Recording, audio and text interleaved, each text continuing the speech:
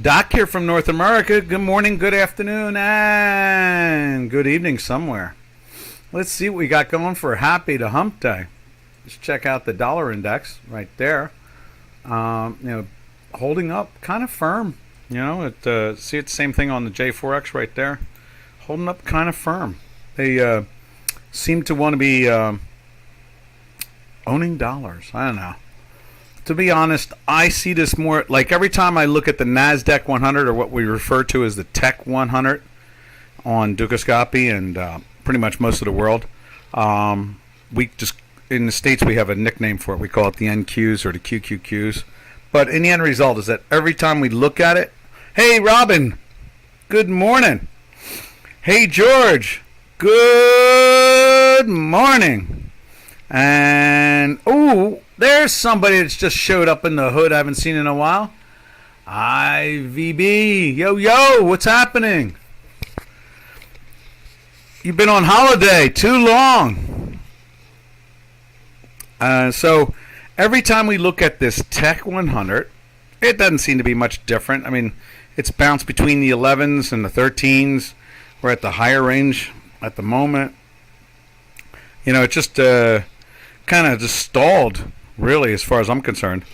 And the market drifts up. There's the old saying on Wall Street, buy on the rumor, sell on the news. And there is that feeling over and over and over again that obviously things are going to change, and it just, you see the elections yesterday again, things are changing for the better, and that was primaries. And once the primaries are done and they go into the real game, the general election in a little better than 2.5 months from now, or a little less 2.5 months from now, it'll kind of make it more ingrained. Money will have more faith. Money, as much as the Federal Reserve and the QE, the quantitative easing, has been the mother, father, and spiritual leader, and the cleanup man, and the breakfast provider, and everything else to the whole markets nowadays, or best, as we like to refer to, as the buyer of last resort. That's what we used to refer to it as, or we were always looking for the buyer of last resort. It was usually institutions and funds, and looking for the fair value, or the bringing down the price. In other words, remember those old concepts, buy low, sell high. But nowadays, the Federal Reserve has more of an attitude of buy now and buy later, and then buy again, and then buy, and then buy a little bit more. That's the Federal Reserve, and you see it across our planet. We've seen just constant buying. We see, which has generated inflation and so forth. If it wasn't for the changes in some of the economic laws back in the 1930s, 1931, 32, 33, so forth, creating an insurance to protect banks, and an insurance to protect insurance companies, and an insurance to protect savings and loans. If it wasn't for all that, we'd have fallen right back into the just as bad as the Great Depression was. But no, those things were good safety nets, and they worked. Problem is that once the politicians got their hand on Mr. Bernanke's graduate thesis of quantitative easing, they've been spending every penny they can get their hands on. So, like a Robin Hood with betting addiction. Yeah, that's a good way to describe it. I love that. I love that, IVB. I love that. That makes total sense. Exactly. So they have to keep on robbing. The central bank over and over, and the politicians over and over have got to keep on spending. Under Mr. Biden, they've spent over $3 trillion now. $3 trillion since he's become president. Besides your normal spending, besides your over normal spending in budget spending.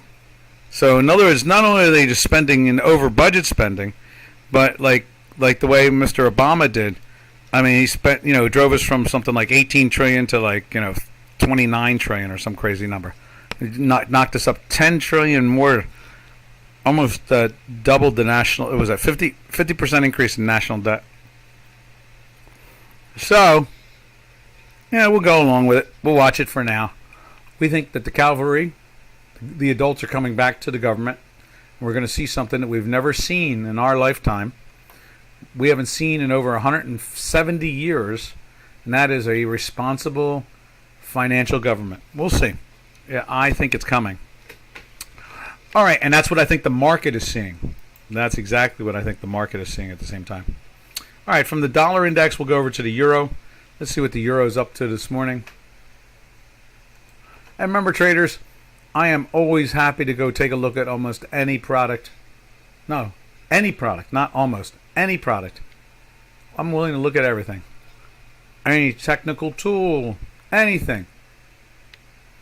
So you can always step into the conversation and redirect me to another place. I'm always happy to do that. And you can see here, the euro is in the sell for 3 days. Hasn't really gone anywhere. The weekly buy from last week has been stalled right from the beginning. Couldn't be long because it's going down on a daily. So we'll see how well this lasts this week. It was a little of a surprise. You think they could get a couple of weeks going. We'll see. And then over in J4X, same situation.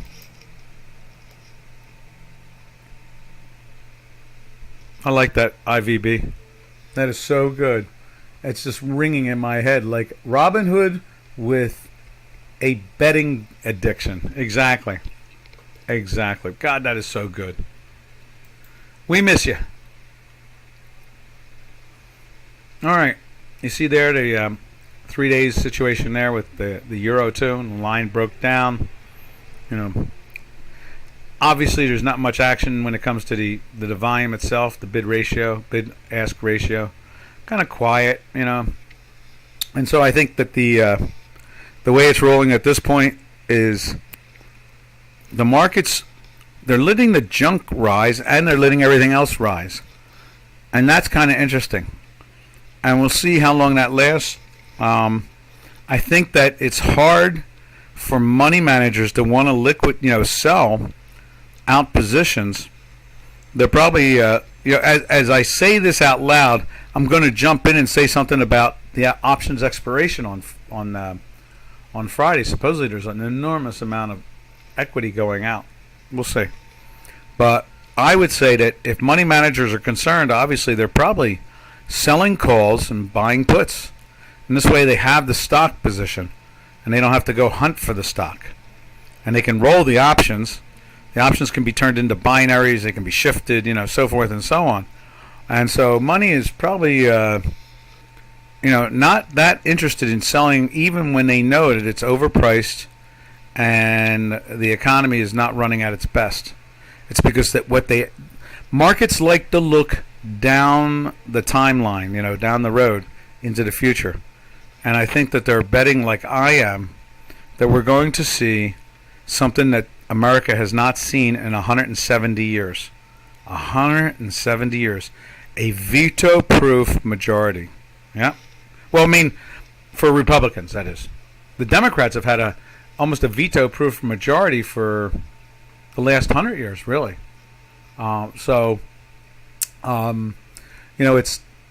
It's the Republicans that need to have it, not the Democrats, because we've seen what the Democrats will do. They'll just keep on spending.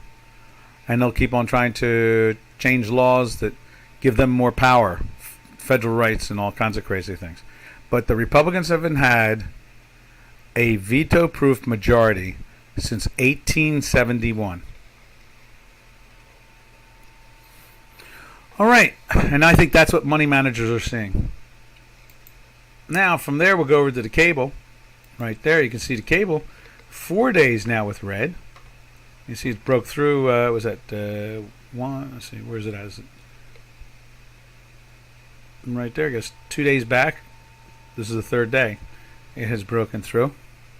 Over here on Chicago Quant Technology is right there. Same thing, 3 days. doesn't seem to be really breaking down much. And remember, this had us very excited with the cable, and that is since mid-April. Oh, let's see if we can show you that. Just like that. Since mid-April, we were in a weekly sell. All that time. And now we're in a weekly buy. Maybe this will do something more than just 1 week, like it did last time, where it smashed it again. Before that 16-week hiatus, we had a 10-week sell-off in here from the 135 area too, and all it gave us 1 weekly buy. So basically between January and last week, we've only been in a weekly buy one time. That's it, 1 week. So markets are perking their head up. I guess that would be a really interesting conversation, and I'm going to think about it right now out loud, and that is, what does it do for pairs trades around the world if America becomes more efficient and gets back into a growth pattern like it did for Trump? When Trump put it into a growing nature, and employment and so forth was fantastic for everybody. Now, back then, we could go to J4X and take a look at. We could look at the euro too, but we can go look at both of these and make it the whole page for a second here.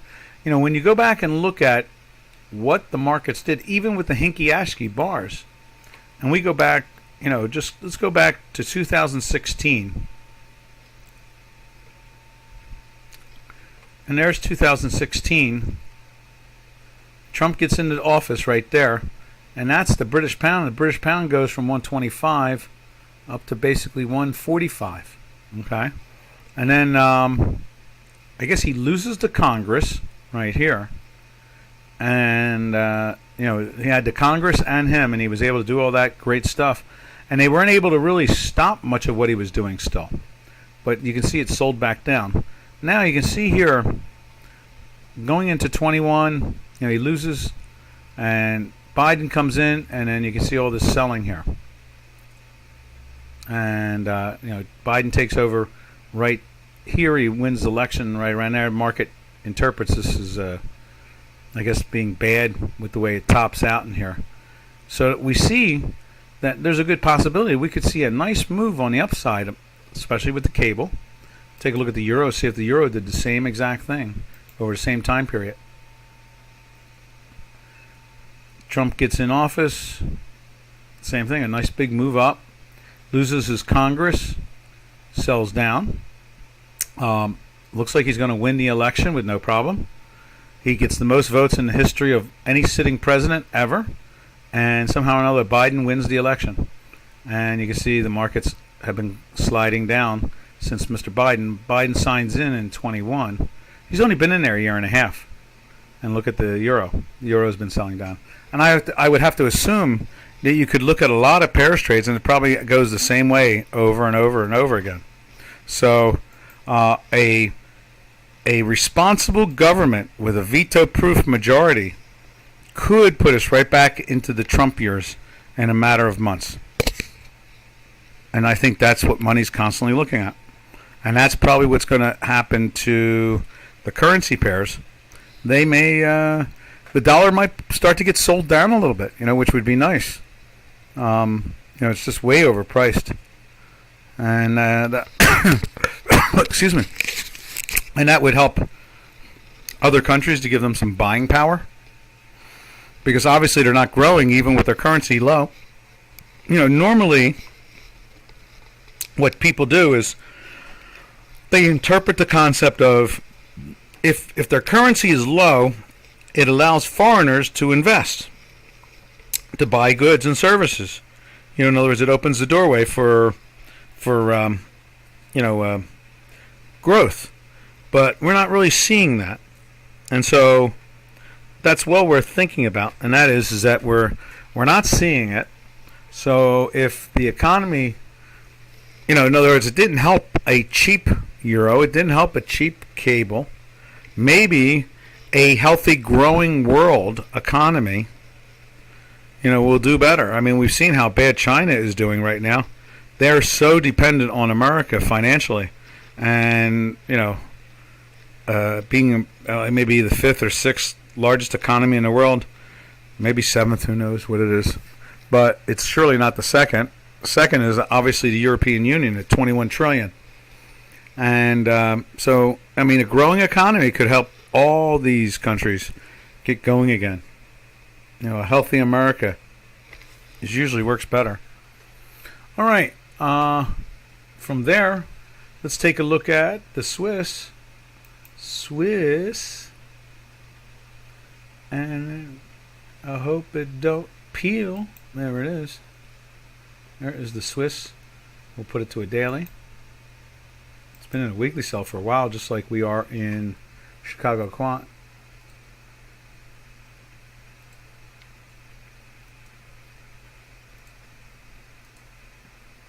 And it's been a weekly sell 3, 4, 5. This is the 6th week. It hasn't really gone too far from 98 down to 94. Well, that's pretty good, actually. 4 big handles. We're in a week daily buy for the last couple of days. That dashed line that we've been playing with lately of the Super 3-5, starting to increase that echo louder and louder to try to turn up and get through the zero line. Would be nice to see the green line do the same thing. So far, the green line is definitely not doing it, as we show you right here. It's still well buried underneath.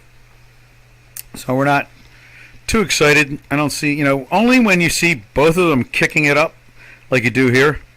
You see it, it's inside the manifold at this point right there. Let's see if you can see that. That green echo is interesting. It really is like a confirmation thing. The green, the green line is in the bear market. It's in the sell. Goes back into a buy. The green line pops with it. It gets a big spike action and then plateaus. And this goes back into the weekly sell, and we're in a daily sell. And next thing you know is it just moving down sideways again. Trying to get into the buy again. You see the action with the green line trying to race up, but the blue dash line racing up, and it when it doesn't lead it, it's usually weaker, and it was again finds a way to top out and back in the sell again. It keeps on sliding that way, and so we'll see what they do with this. And I guess there's news out today. We talked about this on Monday about the Federal Reserve. They're going to be putting out their minutes from last month, so we'll get a chance to see what's going on there, see what they're up to. I think they're going to find excuses not to make anybody think that they're automatically raising. I think that's the important thing. They really do. They need to be like cool for the moment, or the Democrats will go totally nuts. Oh, what did I do there? I did something wrong. They want that flavor of maybe things are better. Don't worry, for the election coming up. So. Let's see, I have to answer this real quick. Look after webinar. There we are. Okay, so now, what's the next poison that we go check out? Turkish Lira. We'll go to the dollar Turkish Lira and see how well they've glued it to the 18 line. Look at it, it's just glued to the 18 line now. Just glued there. And that's supposed to be green. How did that become red? It's in a buy for the 5th day now. And it's been in a weekly buy in the dollar Turkish pairs trades now since February. So that action's been slow, steady, and consistent. Not willing to give up, just hanging out. Just not willing to surrender to the Turkish government. Not at all. And then we take a look at it on a local, like I like to say always, location, location, location, and obviously the location is the fact that Turkey trades a lot with the European Union, and you see it's feeling some little selling there in a weekly buy for 5 weeks. It has not taken out the highs the way that the dollar Turkish lira is sitting on the all-time highs. This is 3 full handles away. I think all-time highs is like 20.70 or something like that, or 71. And all it's doing is hanging out at the 18, which is kind of weird, where it's hanging out at 18.25, and the dollar Turkish lira is hanging out at like almost 18. It's like, the dollar, without a doubt, the Turkish lira. I mean, the euro is what? It's stronger against the euro. And that's kind of odd, but we'll see what that means. Maybe it means they're just having good commerce. Maybe they're doing. Maybe they're buying and selling more. They're communicating financially and economically more than they have been before. Maybe that's what that is. I mean, that kind of makes sense to me, because we've always seen like a 3 premium, like a 3-handle premium in Turkish lira over the dollar, and now it's maybe it means that they're really very active, which would be good. Good economy is always better for the population than a bad economy. That's for sure. Handouts by the government are not a positive thing at all. All right, from there we go to the Canadian. Oh, we didn't take a look at it on J4X. Let's see what it looks like on J4X. Euro Turkish lira right there. Yeah. So it's pressing down. It's curious. There must be. My guess is that we're seeing good action economically back and forth with Europe. From there, we'll slide over to our neighbor, who we do lots of trading with. We'll go north of the border, and that's the CAD, the Canadian dollar. See, it's been moving up the last few days. Usually that's analogous to oil going down in value. See right there, same thing. Trying to play with the top end of this range of throughout the last couple years. It's just been holding up very well in it. And as you can see, it's been playing with that range for a long while now. And you have to assume that because of the strength in the U.S. dollar against the Canadian, we have to automatically assume as we go over to the there it is right there, the no, not that one, right there, crude oil again down another day, but not anywhere particular, that low end of the range that we talk about, under the 90 area, but not breaking too much from it. So we're like, we hope it don't peel, yeah, like a banana. We're thinking that the oil will just kind of hang around here. Obviously, lower the better. But I am surprised. The talk here in the States is that the reason why oil is dropping is the economy is slowing. We're in recession. I know people get confused by that. Biden keeps on telling everybody we're not in recession, and everybody's like, "What? But we have negative quarters."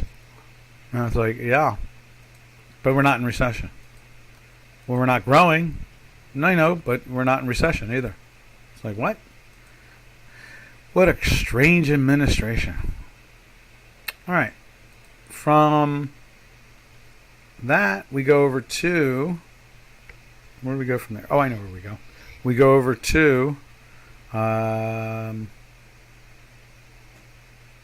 fix that real quick, like that. We go to the South African Rand. And this has the same characteristic as like the Canadian, and that is when the no, that's not it. We can close that. And that is that when the South African Rand is gaining against the dollar, in other words, it's going down, that usually means that gold is going up and vice versa. So let's see where it is. And there it is there. And it is rising. So we have to automatically assume. I haven't looked at gold much this morning. I mean, not at all, actually. I saved it, and I didn't really think about it too hard and sent it out to our clients. But I really didn't look at it that close. I would imagine that means it's down. And so let's do that. Let's just take a quick look. Yeah, not much. Not much. I mean, they did make a low today of 1779. But it's not getting beat up or anything. It's just like the oil. It's just kind of drifting. It's kind of like that leaky rowboat, you know? A leaky rowboat.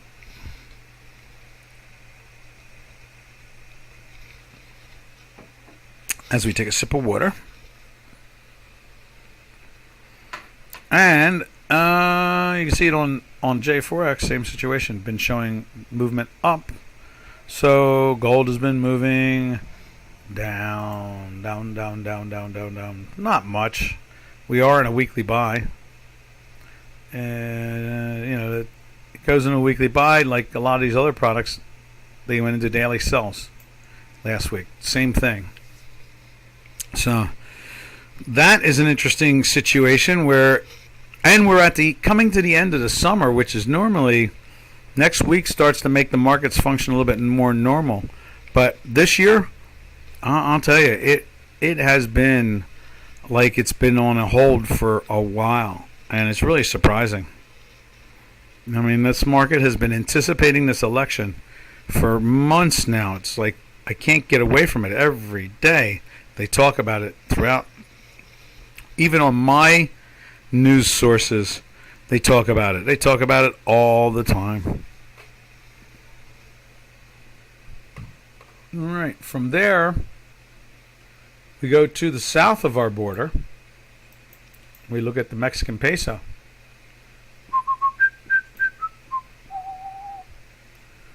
And that, I think that's the low end of the range that it's been holding on for a couple years. Where is it at? Let's see. Yeah, it bounced off the range. Now here you can see the inflation really caught its nature of it all. Pretty much it has constantly bounced off of its range, for a while. And that was during that Biden thing I mentioned yesterday. But it's been banging off the bottom end of the range and playing the top end of the range for a couple of years now. Alrighty. So that concludes what I look at in currencies. Just to kind of walk in the park around what's going on around the world. If anybody around here would like to see anything, let us know before I close that particular program. I mean, I can turn it back on again too, but it'd be nice to see if anybody wants to see something they have not seen in a while or what they like to watch, that type of thing. So I would imagine that's the answer to it all at this point in time.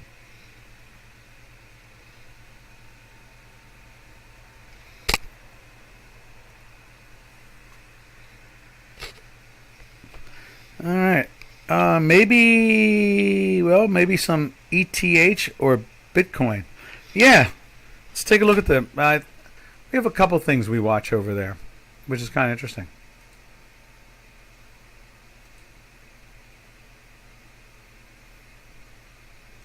I think it's been in a sell for a couple days now. Yeah. I did put a line in there. I don't know why it disappears on me. Let's widen that.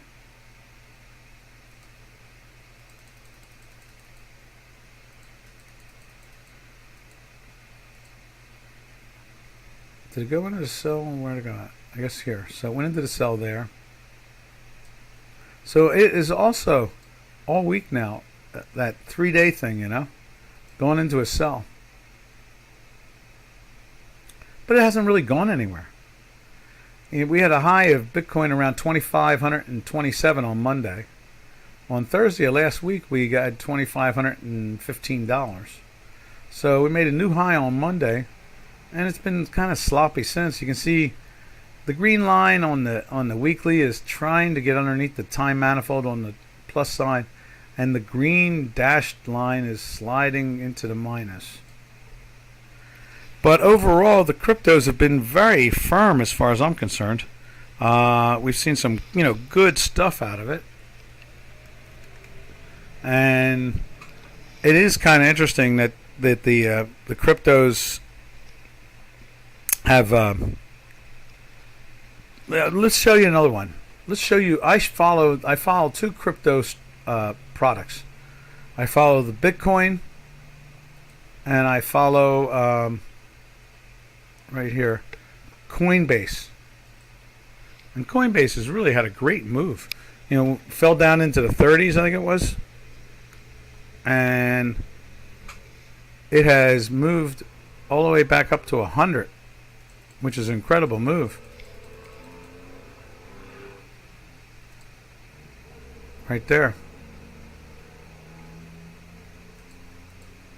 So it fell down to, I guess, the low 40s. There's 44. That's 46. Yes, that's 44.15. So it fell down to there and ran all the way up to $116. It's a heck of a move. We were in a weekly buy for that whole adventure and a daily buy for that explosion. And then we've gone in and out a few times here. And we're in a sell here now. We went into the buy yesterday. And is this this morning? This is this morning. It's updated. So it's a little off this morning. And that's Coinbase. Coinbase has been good tool, Both of them, I have to say that's why I like following them, is that Coinbase and Bitcoin have been really good tools to follow, to be able to trade the product. It's been something, It really has. I get messages from Wilco, one of the old webinar people from Ducascapi. He used to do webinars in the morning. He's been totally ever since, I would say, for the last 7-8 years, Wilco has moved into the crypto universe totally.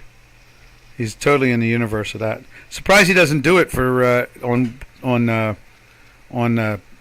webinars, because he is skilled. He knows the marketplace really well,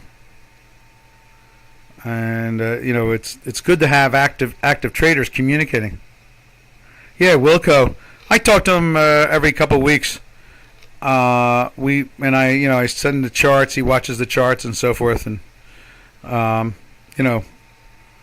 he knows all the physical, mechanical sides, like a floor trader would, of that marketplace. He knows where the volume is, where the action's at, that type of thing. He really is skilled at that. He follows all the products. He understands the different techniques of blockchain from one company to the other. He is a treasure trove of information on the crypto universe. You know how I am. I always just follow the math. But and then I try to invent or develop or try to interpret the story the math is trying to tell us. But what he does is he trades these things and he buys them and he's involved in them. These new issues. That's the thing. He goes after. I stay with the established community. He is totally involved with the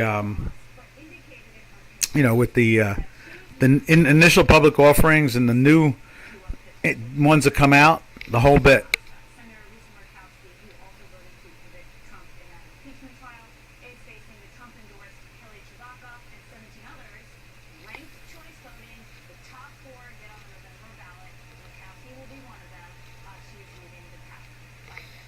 Okay.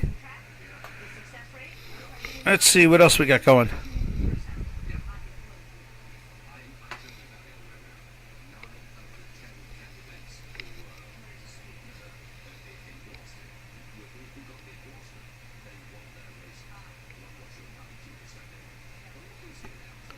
Yeah. So anyway, at this point, I guess we can drift over to the metals complex. Oh, wait a minute.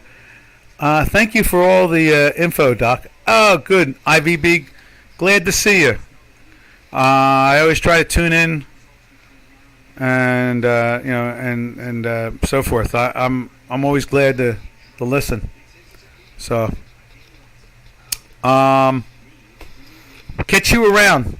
Be safe. I'm fighting something. Be safe. Be smart. Have a good day. Thank you. All right. From there, we'll go over to the metals complex. Let's see what gold's doing, and silver and so forth. And we'll take a look at platinum today again. You can see the gold, like I said, is barely. It's going down, but it's not really going down aggressively. I mean, they seem to have put a bottom in here, and it has a great potential to start doing something positive. Let's see what it looks like over on silver. There's silver on J4X. Same situation. It's still in the buy on our work. Right there. You can see it's 3 weeks in the buy. And it's the same thing like everybody else. On Monday, they all, put that pressure on things out of nowhere. There was pressure to sell. It was something. And then from copper, you see the same situation again. It was that Monday, it's not like they're going anywhere. And they're all in weekly buys, which is really strange. I would think that this is the time to try to buy this stuff. Who was it? Was it Jordan? Or was it... No. Was it Metho? Metho stepped up and started buying the silver... copper. Started buying the copper last week. And then we found that stock for him that he trades, that AG. Let's see what the AG is doing.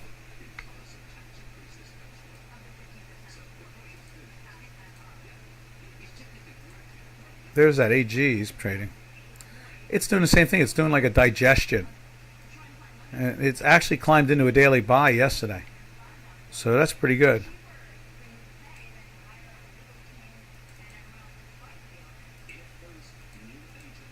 There it is. Yeah, I mean, that's that AG. That's the... I thought that was a South African company at one time. Or a Canadian company. One or the other. And it was a very popular... It might have been one of the biggest metals companies at one time. And probably is still one of the top. But trading at a nice price, for investors to be able to jump in on it. Let's see, what else? Let's jump over to... we had the copper up there. Is that the copper? Yeah, that's the copper. And that's holding the weekly. Now let's take a look at the platinum.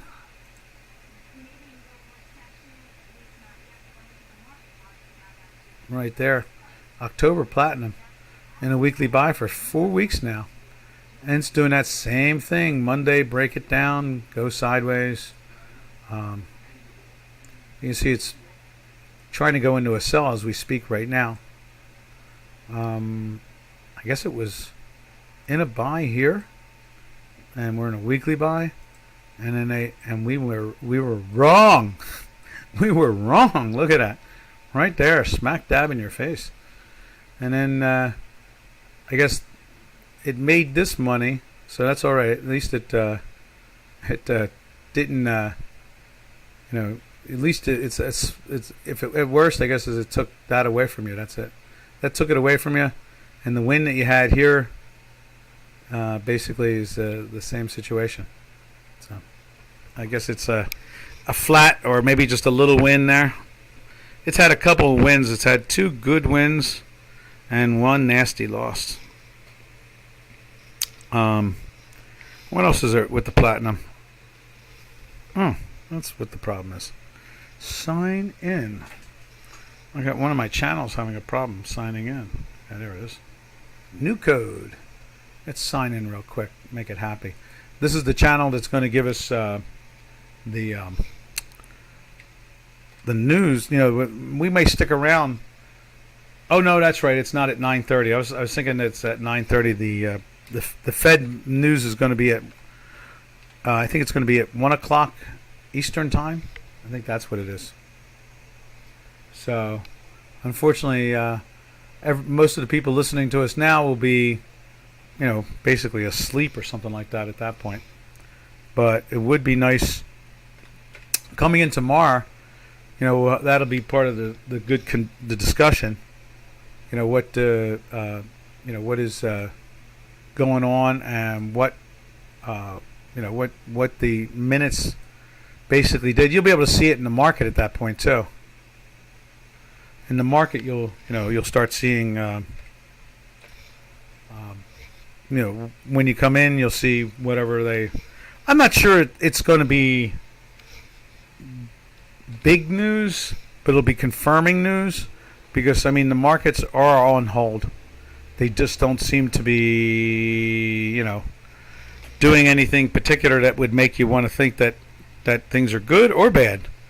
I mean, one thing's for sure: the equities are firm and they're acting well, so that's a positive. But will the Fed news be something dramatic that would have an influence, like a powerful influence? I kind of would be surprised. I mean, if they come out, we know that they're saying that they're looking at the numbers, and we know that they don't want to raise rates, literally 65 days before the election. We know that. We know that, and so I don't blame them. I don't like it. I find it irresponsible, but I understand that. If I was them, I'd be doing the same exact thing. I'd be trying to do anything I can to get elected. So, all right. From there, let's jump over to where are we jumping over to now? Okay, that's all the metals. So let's shoot over to the energies. There's the September oil. We're going to be switching that contract by Friday. And we'll be going to October. Probably move our November to December. So you see here, same situation. That Monday seemed to have a real powerful push. Like, let's dump equity. Notice it can't get going. So whoever came out selling, if it was a couple of funds, obviously they've had no real major influence over the market so far.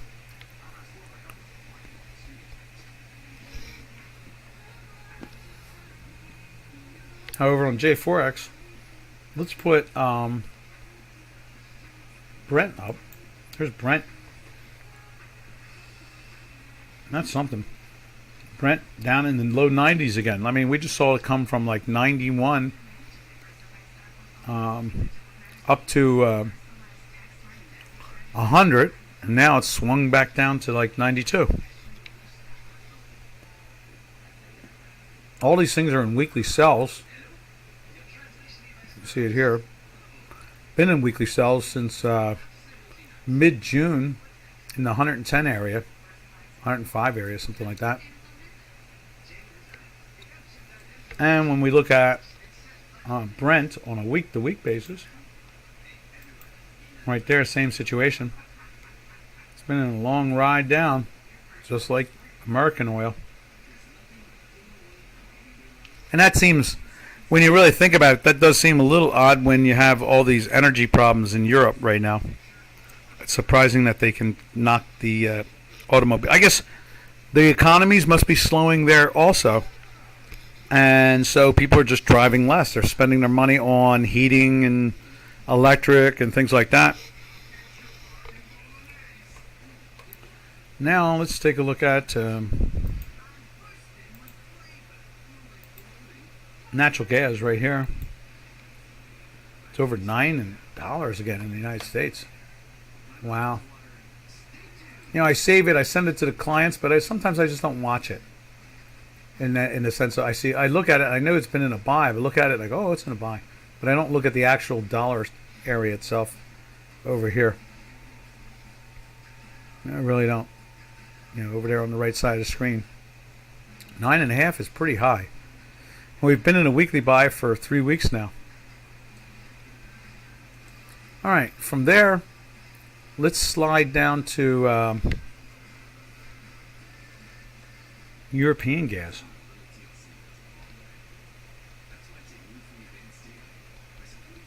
Right there. Still hanging out in those high 28s all week. Not willing to surrender that either. It just it keeps on going on that way, The pressure is on this product. Now, what will be very interesting, and I know you're probably tired of hearing about the politics of the markets, but we don't have much of a choice, trust me. These guys and gals keep on passing laws that hurt or help the economy. And probably, if we see this supermajority that we're talking about, you'll see European natural gas come down. It will not go up because the Congress can allow it to be exported, and the president won't be able to stop it. So there's relief possibly coming with this election.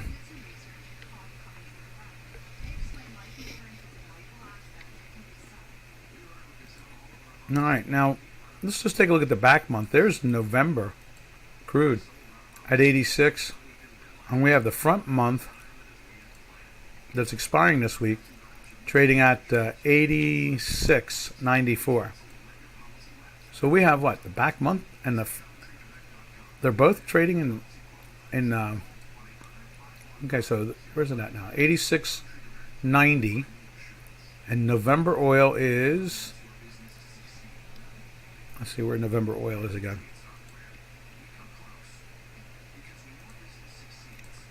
November oil is an $86, so they're almost at parity with each other. Let's see, do I have December oil? No. Yeah? Maybe? Yeah, there's October oil. So let's activate that. That's Oc oil. Let's put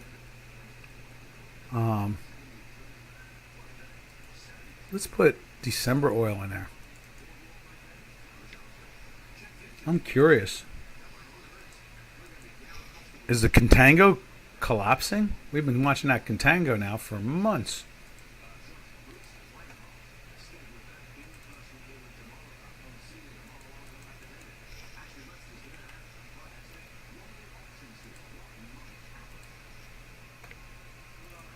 $85.90. So the contango is really tightening up. I guess that's like a recessionary thing. We'll have to investigate that, see if we can find more information about it.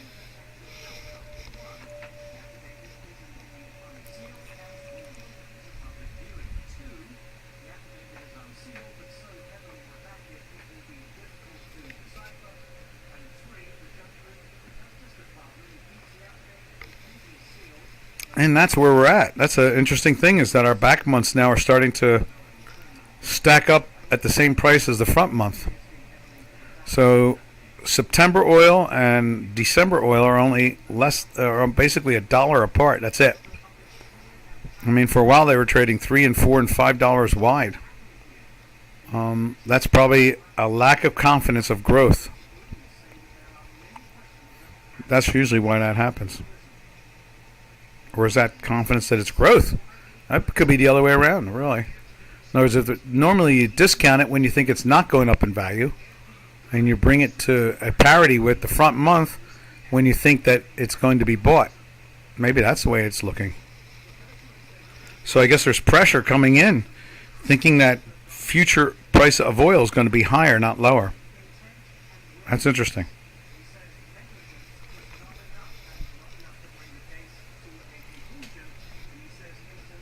All right. Let's see where else we go from here. Excuse me.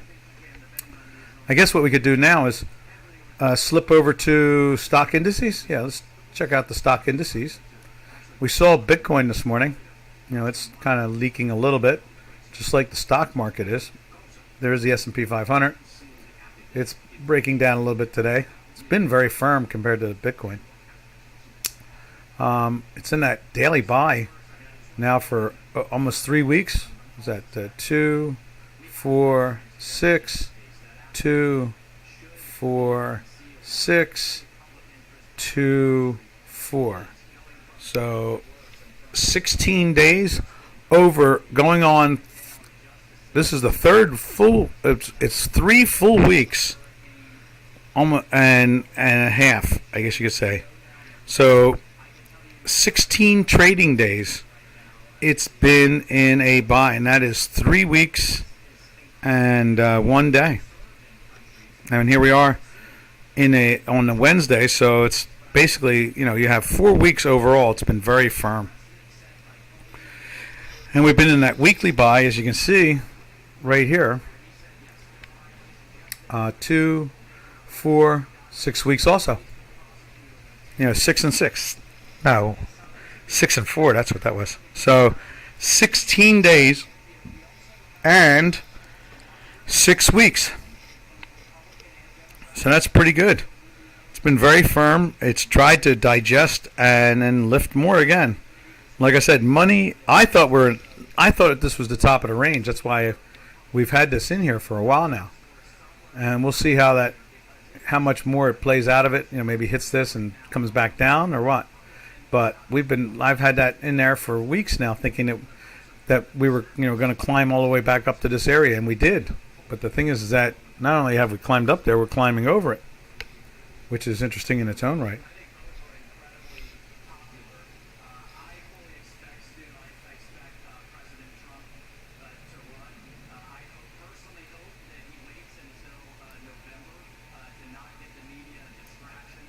Let me think now. What else can we look at here?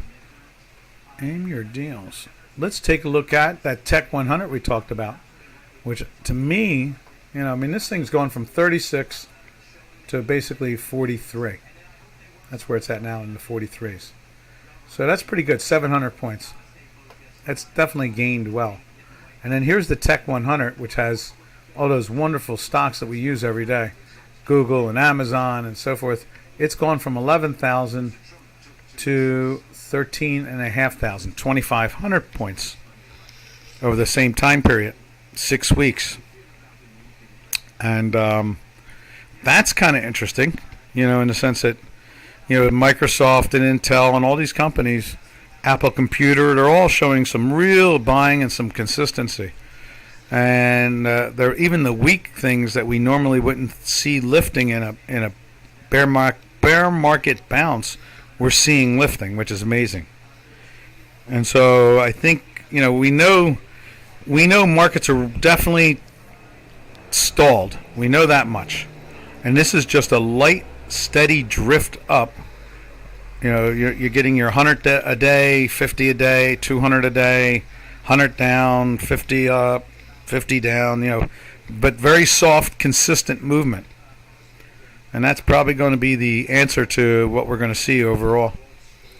All right, from there, we look at the grand lady of them all, the Dow Jones Industrial Average.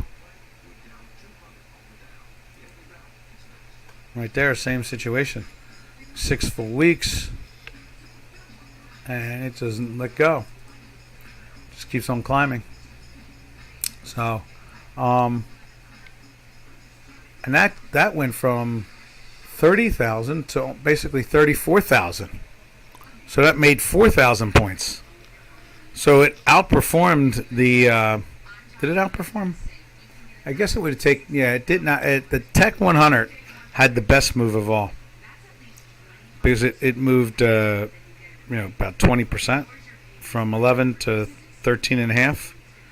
What is that? That's something like 17%, and this is moving about 13%, and the S&Ps are moving 15%. So all three stock indices have done a really great job. Let's see what DAX has done.